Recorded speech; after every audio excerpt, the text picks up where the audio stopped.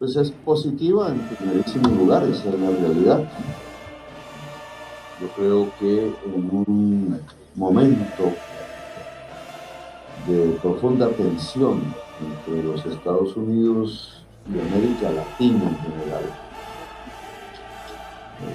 que empieza alrededor del tema del Caribe. Caribe es nuestro territorio, lo llamamos así, nuestro mar de paz, por la historia que representa, es un encuentro de culturas. Vio pasar una conquista, ha visto invasiones y revoluciones, y en mi opinión es el sitio geográfico donde alguna vez volverá a haber un renacimiento, precisamente por la fuerza cultural que representa unas unidades de la humanidad diversa que han llegado allí, porque con nuestro país, con Venezuela, con la misma Ecuador, porque no tiene Caribe, está cerca, con Panamá, Centroamérica, etcétera, las islas antillanas, grandes y pequeñas, somos el corazón del mundo. Cualquier ubicación del mapa mundi, con América en el centro, muestra que el punto más equidistante geométricamente, el más corto entre todos los continentes, somos nosotros. Y en esa medida no somos una especie de lejanía aparte, sobre la cual no sucede mayor cosa, sino somos como el ojo de un huracán, de los muchos que se producen en el Caribe. Y ahora lo estamos viendo en la práctica. Un mundo que después de pasar por el genocidio en Gaza, que aún no ha terminado ni ha sido juzgado, su ojo del huracán se desplaza al Caribe, casi de la misma manera, golpea Caracas y amenazaba a Colombia, el centro del mundo. Y eso hace temblar todo el mundo, porque es el centro del mundo. No solo geográfico, sino vital. Porque si algo caracteriza a nuestra antigua Gran Colombia, es que somos potencia mundial de biodiversidad natural e humana. Por eso los acontecimientos son importantes y me parece muy positivo que la reunión de esta mañana pues haya salido con un aire optimista y positivo. ¿Qué siento yo de lo que vi y de lo que sentí? Confusión alrededor de la realidad que acontece, por ejemplo, en problemas como el narcotráfico, como la energía. Líneas diferentes, indudablemente, de ver el problema, algunas agresivas, otras más posiblemente construibles entre todos. Nos agarramos de eso, que nos junta, no que nos separa. Incluso en mi primera frase, cuando encontré al presidente Trump por primera vez en mi vida, porque no lo conocía, mirando las fotos de los presidentes de Estados Unidos, es que nos junta, estaba Lincoln ahí en la foto, la libertad. Podemos ser muy diferentes, civilizatoriamente hablando, históricamente hablando, pero lo que nos junta es la libertad. Y ahí comenzó la conversación. Se puede hacer un pacto por la libertad, se puede hacer un pacto por la vida. Vida y libertad hoy van juntas. Y sobre eso es que nos podemos juntar. Pues esa fue la conversación. Y por eso vimos cómo reactivar a Venezuela, no simplemente cómo condolernos de lo que sucedió en Venezuela, que es grave, sino cómo podría ser una reactivación de Venezuela con la ayuda de Colombia en su frontera, en su vecindad, occidental para Venezuela, oriental, nororiental para nosotros. ¿Cuál es el papel de Estados Unidos allí? Si no es levantar sanciones, por ejemplo, concretamente.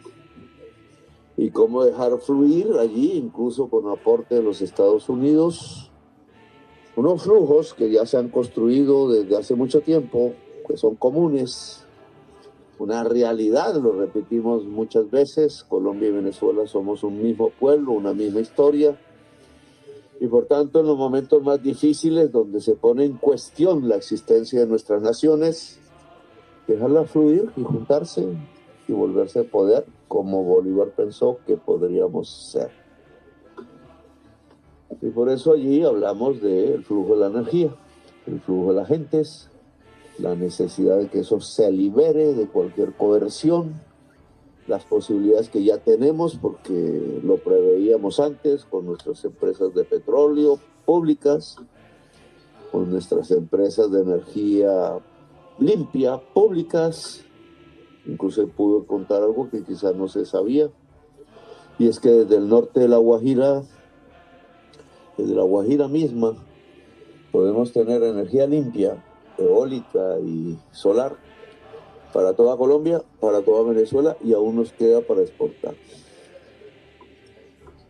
Que una empresa de Estados Unidos se atrevió con nosotros a construir la planta más grande de hidrógeno verde de América Latina y está lista para exportar. Que puede ser seducible Estados Unidos si sabe matemáticamente que el potencial de energías limpias de toda América del Sur, no solo nuestras, pueden un 100% y durante mucho tiempo limpiar la matriz energética de los Estados Unidos. Y ese paso sería indudablemente un paso, ese sí, no un gesto apenas, sino un hecho científico, económico, histórico real de superación del colapso climático que se avecina, producido por el modo de energía. Y sobre esa base se puede construir cualquier pacto en las Américas. El regalo que me dio ¿cómo se llama? La gorra roja por una gran América es hacer América grande en español. Yo le puse con un esfero que había ahí, como una colección, le puse ese, hacer las Américas grandes. Y eso no se puede hacer sino sobre el respeto entre dos civilizaciones diferentes, porque América Latina es una civilización diversa en sí misma, y la civilización que aquí se ha venido construyendo también a través de una historia diversa y difícil, como todas las historias, y que eso se llama un pacto por la vida. Exactamente, es un pacto por la vida, y solo la libertad puede crecer en la vida misma. Entonces creo que ese es un paso pequeño, pero distensiona la posibilidad de una gran hoguera humana y vital, precisamente en el corazón del mundo. Y ahí la importancia de la reunión. Gracias, presidente. Hemos hecho una selección de medios que van a preguntar, entre medios de Colombia y medios internacionales. Les pedimos que las preguntas las podamos hacer rápidamente para que el listado, tanto de medios colombianos como de medios internacionales, pueda llegar a su término. Así que voy a ir mencionando quién pregunta y quién se prepara para que el personal del auditorio nos ayude a llevar el micrófono rápidamente hacia donde se encuentra el periodista. Iniciamos con Paola Toro, de Colombia Noticias RC.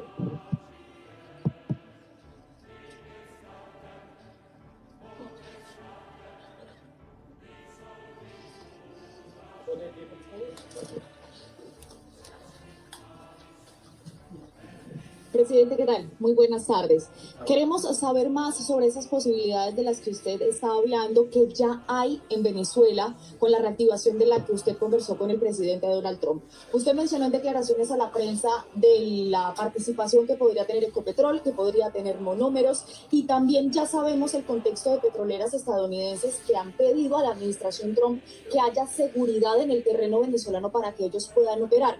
Pero también la administración Trump ha dicho que no hay ningún tipo de seguridad, que operan en cualquier lugar del mundo y que no ofrecen garantías de este tipo.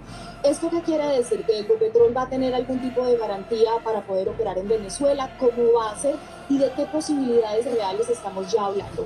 Y en segunda instancia, usted también conversó sobre la situación entre Colombia y Ecuador con el presidente Donald Trump y ha pedido que sea él quien medie en medio de Daniel Noboa y de usted mismo. ¿Cuándo empezaría esto? ¿Ya hay alguna fecha de pronto prevista para una reunión entre ustedes, entre delegados de ambos países, o que sea una lucha en los tres frentes contra el narcotráfico? Gracias. Bueno, digo dos temas, que es el económico y el narco, que tiene que ver, porque lo que puede desestabilizar las dos fronteras colombianas, en mención por usted, Venezuela y Ecuador, agregaría otras, agregaría las del mar, Haití, Panamá, República Dominicana y otras, es el narcotráfico. Y es un tema específico y que tiene que ver con la economía. Indudablemente, entre más se reactive económicamente el nororiente colombiano, el norte colombiano y el occidente venezolano, menos narcotráfico. Entre más se reactive el sur colombiano, sur occidente colombiano y el norte de Ecuador, más tendremos la opción de cerrar las puertas del narcotráfico. Hay un juego que hay que implementar básicamente. Si la gente no tiene con qué comer, no tiene otras opciones en las selvas, en las montañas, en lugares donde no llega una carretera, donde para transportarse duran 12 horas para sacar un producto agrario legal a un mercado, pues lo que habrá es narcotráfico. Entonces, en los dos rieles hay que actuar. Ya hablé de cómo se puede articular, que no es cómo Ecopetrol entra a Venezuela, ese es un tema posterior, quizás. De hecho, quien está en Colombia es Venezuela, porque Monómeros es propiedad de Venezuela, pero su planta está en Colombia. Lo que se trata es cómo se articula en la misma frontera. Es que es ligar unos tubos, hacer así, chin, chin, chin, así como haces en tú, no debo decir chin, chin, porque no es sino hacer, como en tu casa los plomeros se cierran los tubos y pasa el gas. O puede pasar petróleo relativamente fino y se refina en nuestro país, o puede seguir hacia puertos y deben ganar los tres países, Venezuela, Colombia, y hacia donde se venda ese tipo de mercancías. Y en eso, digamos, las propuestas están en la mesa de los Estados Unidos. Están desde hace años en las mesas de Ecopetrol. Yo mismo, siendo alcalde hace como 10 años, las vi. Y estuvieron siempre también en la mesa de los gobiernos de Venezuela. No es sino actuar. Hoy te podría decir que es cuestión de días que nosotros podríamos ofrecer energía eléctrica a Venezuela. Y con energía eléctrica es que puedes abaratar, si la energía es limpia, y no deja de ser una contradicción, pues el que Venezuela deje quemar el gas hacia la atmósfera, con una consecuencia muy nefasta para la humanidad, y pueda incluso meterse en un tubo y venderse al mundo con consecuencias menos nefastas. O los productos del petróleo. Esa interrelación económica está hecha desde hace mucho tiempo y no se ha podido poner en funcionamiento por los problemas políticos. O sea, tanto Venezuela como Colombia, como los mismos Estados Unidos, han perdido, realmente habría que hacer ya el cálculo económico durante todos estos años, por bloquearnos. El mismo Trump lo dijo. Y me sorprendió porque yo tenía otras ideas. Pero ¿por qué pusieron las sanciones tan tontas? Yo también digo lo mismo. ¿Y eso para qué? Matarnos de hambre sin soluciones para el conjunto. Es lo más antieconómico e irracional que he visto. Por eso lo primero que hice cuando llegué a la presidencia fue abrir la frontera. Hoy $1.500 millones cruzan y puede ser mucho más, y lo que cruza es fundamentalmente comida.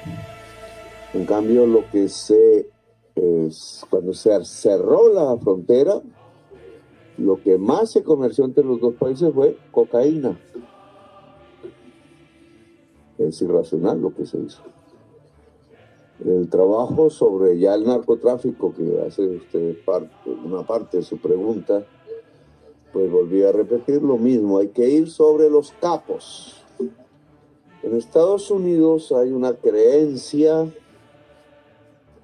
incluso penetra cuerpos de inteligencia y la política, igual en Colombia, que los capos son los que andan de uniforme y fusil en Colombia,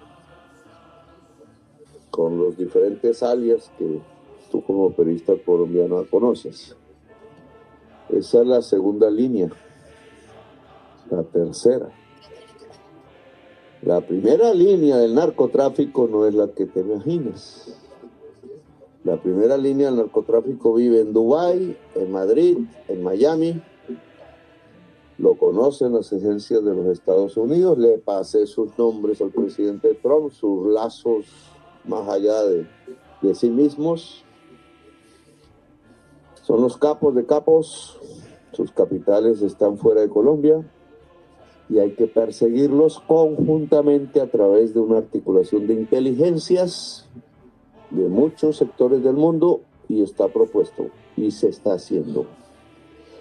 Por eso hace el domingo que pasó, no hace sino 2 días, nosotros, con inteligencia naval colombiana, con inteligencia de la DEA, articulándolas, capturamos un submarino cerca de las Azores con 10 toneladas de cocaína adentro.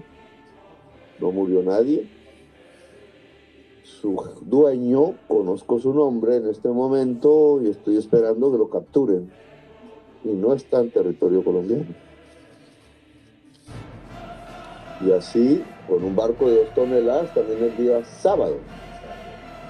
Es decir, que apenas en 2 días, 3, casi que hemos incautado 15 toneladas de cocaína. Sin muerte.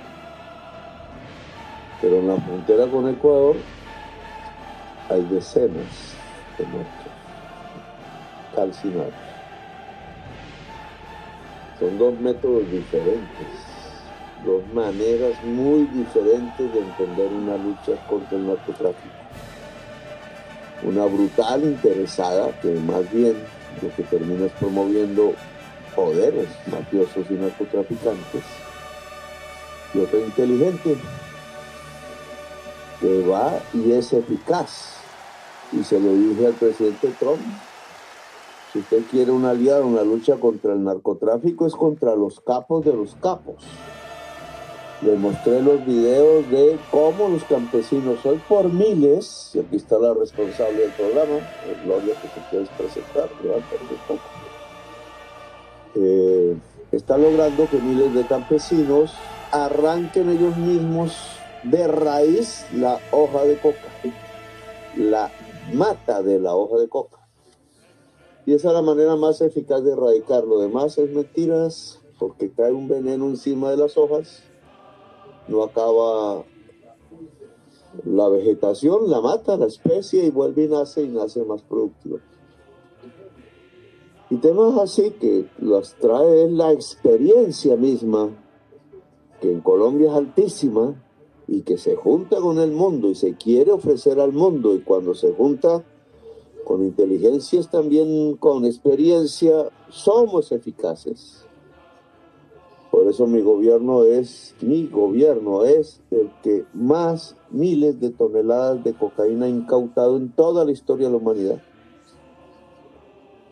El que más ha extraditado personas colombianas por estar metidos en ese tipo de negocio, pero el que puede decir que menos mata como gobierno, el que puede decir que puede enseñar y puede aprender rápidamente, el que puede decir que tiene su mano ofrecida a Venezuela misma, a Ecuador, a México, a Inglaterra, a Emiratos Árabes Unidos, a Albania y al gobierno de los Estados Unidos, entre otros, para lograr derrotar una gran multinacional transnacional del crimen, cuyos grandes capitales no están en Bogotá, y cuyos capos, algunos colombianos, la mayoría no colombianos, podrían llenar de fentanilo el mundo, con el peligro que eso representa realmente para la especie humana, y podrían ser eficaces en detener los jefes de la gran transnacional del crimen que hoy tenemos, multinacional, como decimos los colombianos. Gracias, señor presidente. Pregunta David Colbert de CNN y se prepara Carlos Ruiz de RTBC Noticias Colombia. Les pedimos a los colegas que, por favor, solo una pregunta. David. Hola, muy buenas. Acabo de ver algunas fotos con usted y el presidente Trump y de verdad parecen ustedes como gran amigos. Y bueno, un mensaje del presidente que dice fue un gran honor, pero hace solo un mes, ¿no? Había como dijo usted, una tensión, ¿no? Una guerra de palabras. Entonces, ¿qué cambia? In English, I found this very good. If you look at the photos, it seemed that you and President Trump are great friends. Yet there are no differences between the two of you, and yet when we go back just a month, as you mentioned, there was a real tension between the two countries. So my question is, what changed? Creo que con algo de optimismo, sobre todo América Latina, que es donde primero tiene efecto este tipo de noticias, y yo creo que más lejanamente el resto del planeta pueden ver otro camino. Hace un mes nomás yo me remontaría cuando estuve en la Asamblea de Naciones Unidas en Nueva York, el año pasado. Lo que había era prácticamente ya la cercanía de una guerra total. Yo mismo me atreví a proponer en Naciones Unidas, bajo la inmunidad del Tratado de las Naciones Unidas, que parecía que no quedaba otra alternativa que construir un ejército de salvación y entrar a Palestina a defender Gaza. Eso obviamente fue recibido por quienes están desde otro punto de vista mirando el problema como una agresión, y no lo es. Si usted observa bien qué pasó en esos días siguientes, no por mí, no por lo que dije, sino por la realidad de la tensión mundial ante un genocidio, es que salieron multitudes en Europa y en Estados Unidos y en muchas ciudades del mundo, incluida Bogotá, Medellín, donde golpearon a nuestros manifestantes. Pero en el mundo salieron multitudes. Las palabras dichas en la Asamblea de Naciones Unidas por muchísimos dirigentes que fueron mostrando, incluidos europeos de la OTAN, que la salida del genocidio estaba aislada en la humanidad, se acompañó por multitudes en Europa, en América del Norte, en América del Sur, en Asia, etc. Palabras y multitudes. Y lo que había era dólares y misiles. En cuestión de días cambió. El mismo Trump le dijo a Netanyahu no más. Claro que tenemos que discutir mucho de lo que ahora acontece en Gaza. La solución no está ahí, pero ya no la lluvia de bombas que había antes. Y los centenares y centenares de niños que a diario morían asesinados. Sigue el debate y sigue, y no voy a ahondar en esto porque no fue el tema de la conversación, pero muestra cómo en días puede cambiar el mundo. Decía un periodista neoyorquino muy famoso a principios del siglo XX.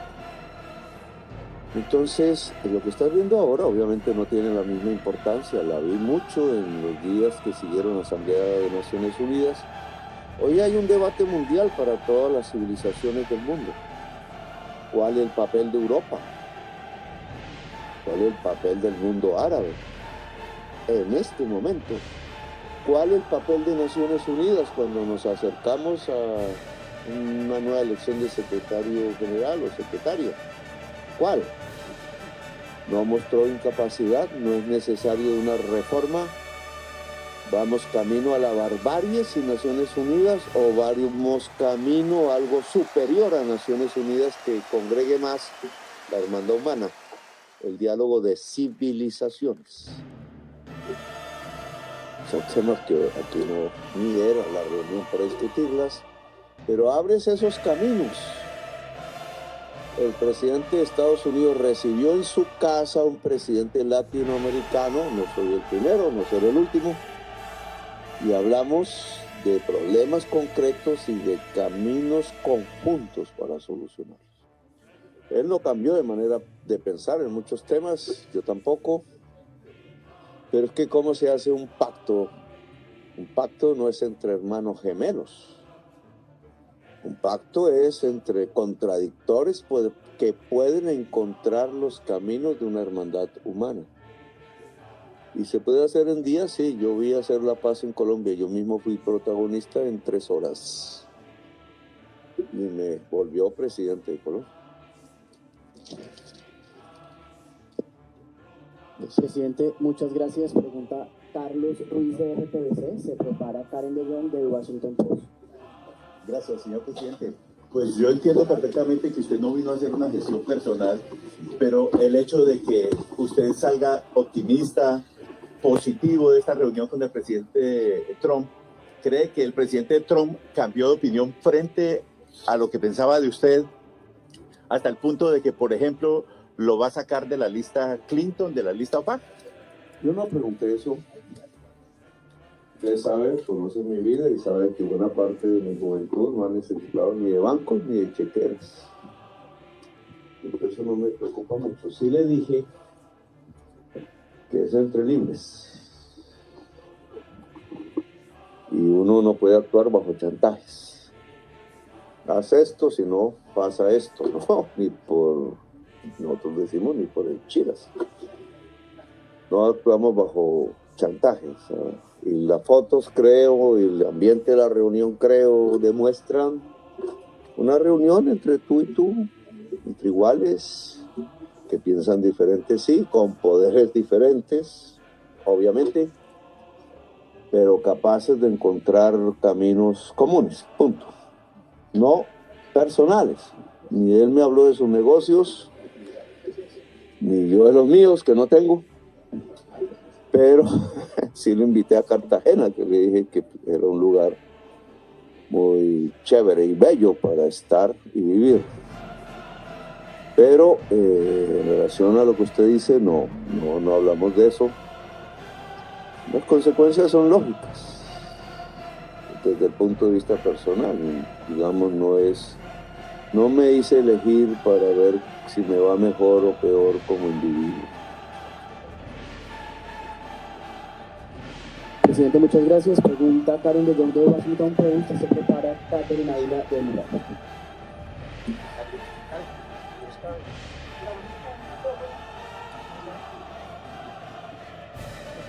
Thank you.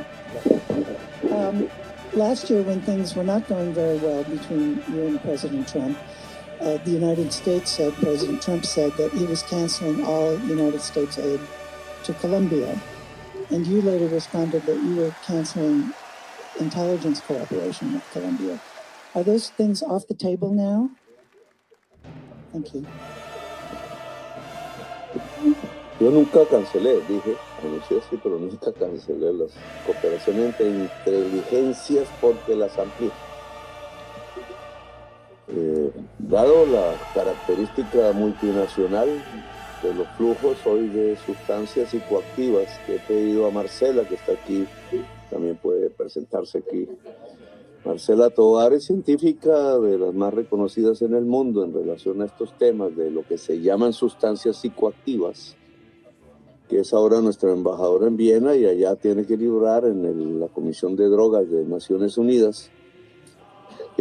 una batalla, porque lo que tiene que decir qué es sustancia psicoactiva, qué es negativo para el ser humano o más o menos negativo, qué es un veneno mortal, es la ciencia, nada más, no es el prejuicio, es la ciencia. Y ese es el papel que tiene que librar en ese seno de discusión de la humanidad, que está atravesado por mucho prejuicio y por una historia que en Estados Unidos se conoce más incluso que en Colombia, sobre persecuciones que no debieron darse y persecuciones que hay que dar a fondo. Un capo de capos del narcotráfico debe ser perseguido hasta en la ciudad más lujosa del mundo. Punto. Si la idea de libertad de mercados impide esa persecución, no estamos haciendo nada. Pero si un campesino es perseguido porque no tiene con qué comer y no puede sembrar sino una vegetación que era conocida desde hace miles de años y no nadie podía decir que hizo daño, entonces ¿por qué le cae una bomba encima de su casa? O le queman su casa, o lo llevan preso. Esa no es una lucha eficaz. Y lo que tiene que hacer Marcela, porque este es un tema mundial, no de dos países, es enderezar esa lucha y apuntar donde es. Si la inteligencia no dirige el fusil apunta incluso contra ti mismo. Pero si la inteligencia dirige el fusil, sabe a dónde apuntar. Y no se apunta al pobre, que no tiene la culpa. Se apunta al poderoso, que hoy puede dominar el tráfico de mujeres, de niños, de órganos, de armas, de sustancias supremamente venenosas como los insumos del fentanilo, el internet que llaman oscuro, al cual solo se puede entrar si eres mega millonaria, y lo que ves es la barbarie contra la especie humana por placer.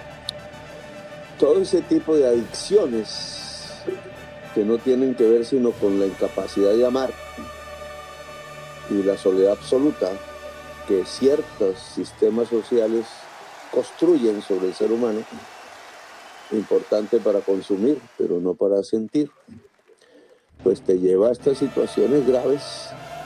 Y entonces esto se resuelve con ciencia, con acción y con amor. Cómo la sociedad de los Estados Unidos deja que un sector muy importante de su sociedad consuma fentanilo, que hoy nos atemoriza a todos. No soy científico, no soy psicólogo, pero yo podría decir que hay un camino, y es con mucho amor, no con seres solitarios sin amor. Y es un poco mi consejo, pero bueno. Gracias, señor presidente. Gracias.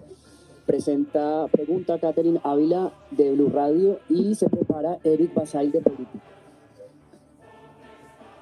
Presidente, buenas tardes. Estamos en vivo para Voz Populi de Blue Radio. Le pregunto, usted, tengo entendido que llevó cifras para demostrar que las mediciones de la ONU sobre los cultivos de hoja de coca en Colombia pues son erróneas. A Colombia se desertificó en materia de lucha antidrogas. Hablaron de la posibilidad de volver a certificar al país en ese sentido. Y le pregunto también, a usted lo incluyeron en la lista OFAC, argumentando que su política de paz había promovido la producción de drogas en el país. También están investigando a su esposa, al ministro Benedetti. Le hablaron de pruebas jurídicas en algún momento para haberlo metido en esa lista. Si hubiera pruebas jurídicas no estaría aquí hablando. Entonces eso no existe. O sea, yo estoy en la lista OFAC, en mi opinión, por lo que dije en Nueva York. Han intentado construir eso, pero fracasan una y otra vez, y esa no es la materia de lo que yo quiero hablar aquí. Ya escribiré un libro. Pero el tema concreto es, la FARC no funciona como un instrumento antinarcotráfico. si no es complementada por una persecución de capitales a nivel mundial. Lo demás es simbólico. Produce unos daños personales, pero no acaba en narcotráfico, como ya lo sabemos. Entonces, ¿cómo perseguir los capitales de los capos a nivel internacional? Ese es el objetivo que me parece fundamental. Y cómo capturarlos. Punto. Una utilización política de este tipo de instrumentos no lleva sino a dejar en la impunidad el verdadero narcotráfico. Y en eso, digamos, hay que impedir que en el afán político que tienen las sociedades en sus luchas políticas, en su propia divergencia, se utilicen tratados internacionales e instrumentos que tienen un objetivo para resolver otro. Porque al final terminaríamos en una confusión que hace inservible los instrumentos que hemos construido para luchar contra el narcotráfico propiamente. Entonces, digamos, el tema OFAC no nos interesa a nosotros, ni como familia. Y lo que nos interesa mientras seamos gobernantes de mi país, en el periodo en que el país ordenó que fuera presidente, es que podamos dejar un camino mejor de lo que venía recorriendo Colombia. Las cifras de UNODOC, que es la primera parte de tu pregunta, UNODOC, bueno, como se llama, del Consejo de Drogas de Naciones Unidas, son malísimas desde hace más de una década. Y uno de los temas de acuerdo con los Estados Unidos, su gobierno, es que tiene que haber una verificación científica independiente.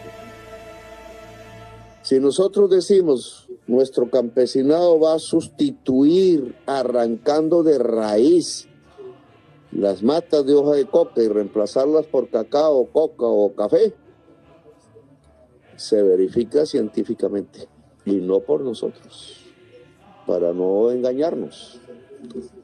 Si de verdad lo que hemos propuesto es que en corto plazo, marzo, acaba de salir un comunicado, aquí estando en Colombia, de una de esas organizaciones que viven de eso y se arman y son violentas, que ya está dispuesta en marzo a que se quiten 10.000 hectáreas, 30.000 hectáreas de hoja de coca. Eso es el 10% de lo que suma la UNODOC. Solo una. Yo lo que quiero apenas regrese a Colombia es ni siquiera que lo digan organizaciones armadas, sino desatar un movimiento campesino, social campesino, que se libere con o sin permiso de cualquier organismo armado que aparezca ahí financiado precisamente por la cocaína, sus dueños, porque la cocaína no financia, sino los dueños de la cocaína. Es que Colombia pueda decir, es que estamos a un paso de ello, que nos desnarcotizamos en nuestro sistema económico y que el mundo ojalá compre café colombiano, cacao, coco y productos industriales de Colombia, y que ese es el camino para que no se siembre más hoja de coca con fines mercantiles en el mundo.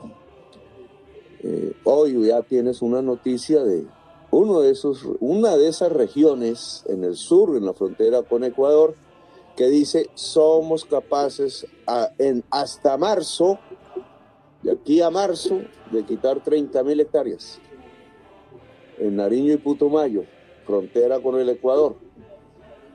Verifiquemos. No digo que creamos. No. En marzo se verifica. Y si uno de ellos está preso, se va a las cárceles de Estados Unidos por mentir. Pero si llega a ser cierto, Colombia ha descubierto un camino pacífico para erradicar los cultivos de hoja de coca y puede ser mostrable a los países que tengan ese problema y a quienes consumen. Colombia no consume cocaína. Porcentajes son mínimos. Ni fentanilo, ni produce fentanilo.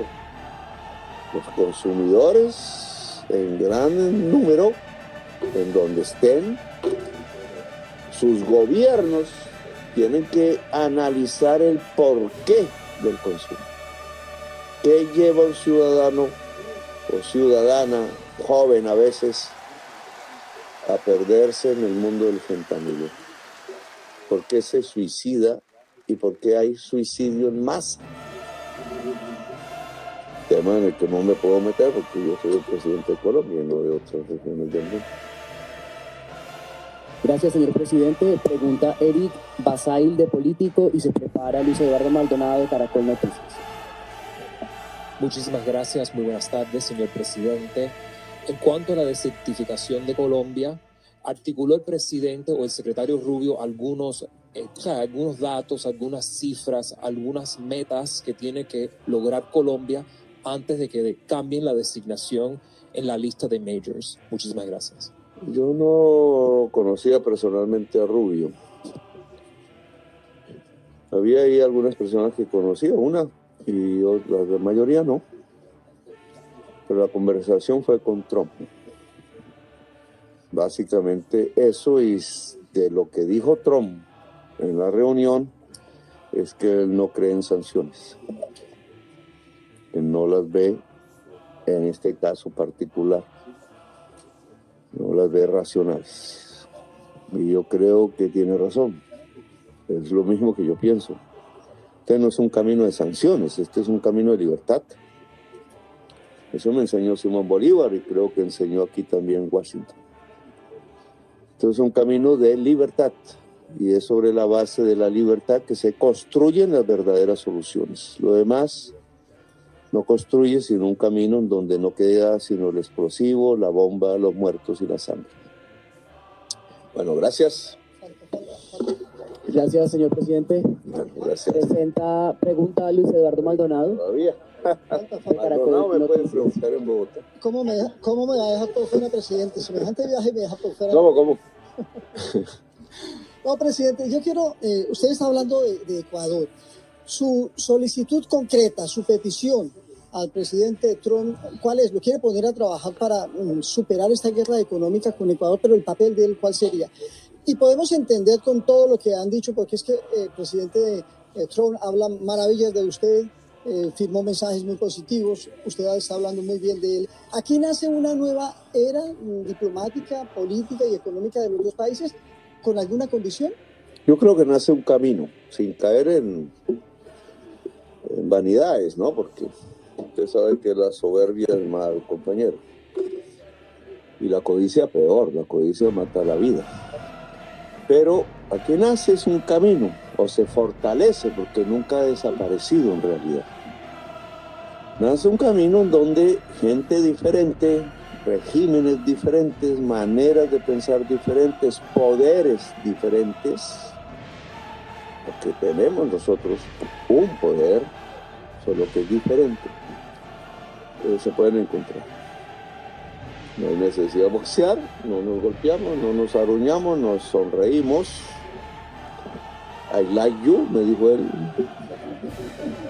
No conozco poco el inglés, entonces pues ahí me toca, me traduzcan, pero y me comprometo a aprender inglés después de que salga la presidencia, porque tendré tiempo.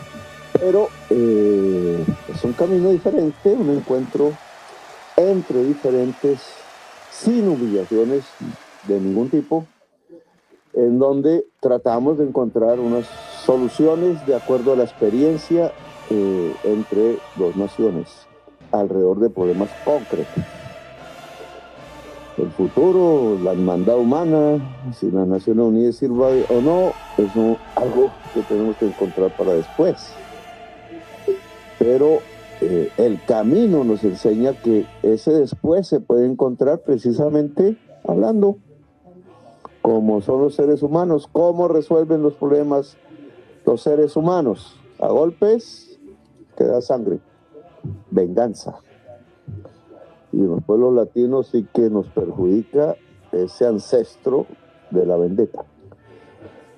No, se solucionan hablando. No es la vendetta, es hablar. El único remedio contra la vendetta es el amor y hablar. Y hablando nos entendemos los seres humanos y eso es lo que hemos mostrado. Esto no es nuevo, es simplemente una nueva demostración de que se puede. Presidente, nos queda una última pregunta. Tema Ecuador, no me respondió Ecuador, presidente. Pregunta Tema Tom Ecuador. Quería ir a una Bateman. librería, pero ya. Vale. Tom Bateman. Pregunta Tom Bateman de BBC. Hermano, usted hace un... Pregunta sí, Tom yo te Bateman de entiendo, BBC. pero... Primero, no es primera vez, esta es como la 134ª vez que usted no conoce, pero ¿sabes qué hice?